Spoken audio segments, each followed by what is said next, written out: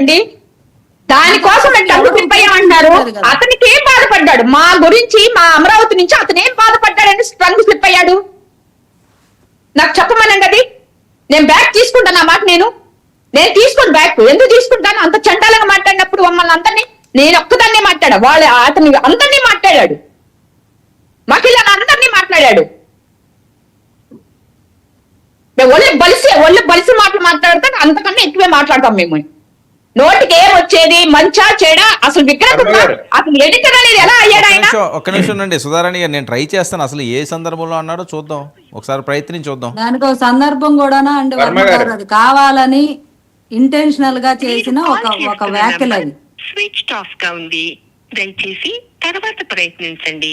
The number you are calling is currently switched off. Please try later. जिस number से आप संपर्क करना चाहते हैं वह अभी switched off है. ఓకే, ఆయన ఫోన్ అవట్లేదు. అదేం పని చేయట్లేదండి. మేము పొద్దు నుంచి ట్రై చేస్తున్నాం, అదేం పని చేయట్లా.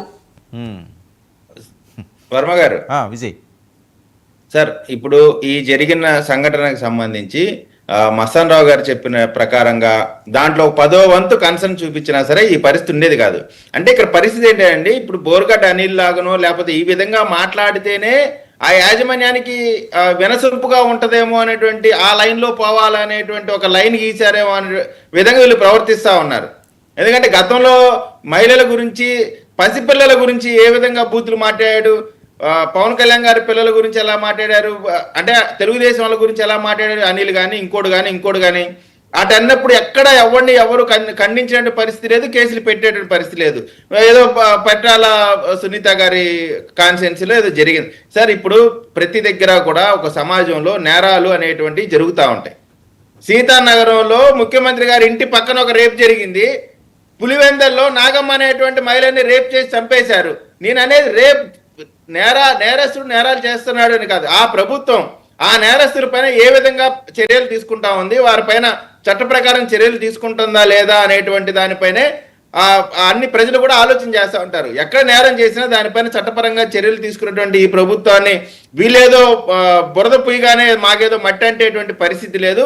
ఖచ్చితంగా చెప్తా ఉన్నామండి, మహిళలకి ఏ పార్టీలతో సంబంధం లేదు, ఎవరు తప్పు చేసినా వారిపైన శిక్షిస్తాము. రెండోది, సాక్షి పేపర్ అంటే ఒక రాజకీయ పార్టీకి ఇది నా ఛానల్, ఈ ఛానల్ నేను ఓన్ చేసుకున్నాను, రాజకీయ పార్టీకి ఉన్న ఛానల్ ఏకైక ఛానల్ వైఎస్ఆర్ కాంగ్రెస్ పార్టీకి సాక్షి ఛానల్. అటువంటి వాళ్ళ సొంత ఛానల్లో వచ్చినప్పుడు ఇంత బాధ్యత రాహిత్యంగా, అంటే ఇప్పుడు అందరూ ఖండించాలని చెప్పి బ్రదర్ సురేష్ చెప్పాడు. ఆ ఖండించాల్సిన వాళ్ళలో భారతి గారు ఉండరా, జగన్మోహన్ రెడ్డి గారు ఉండరా, సజ్జల రామకృష్ణారెడ్డి గారు ఉండరా? ఓకే, వీళ్ళందరూ కూడా మరి వాళ్ళు ఖండించాల్సిన మనుషుల్లో వాళ్ళు కాదు, వాళ్ళ పై నుంచి దిగొచ్చారా? ఓకే, మస్తాన్ రావు గారు దీనికి సొల్యూషన్ ఏంటండి?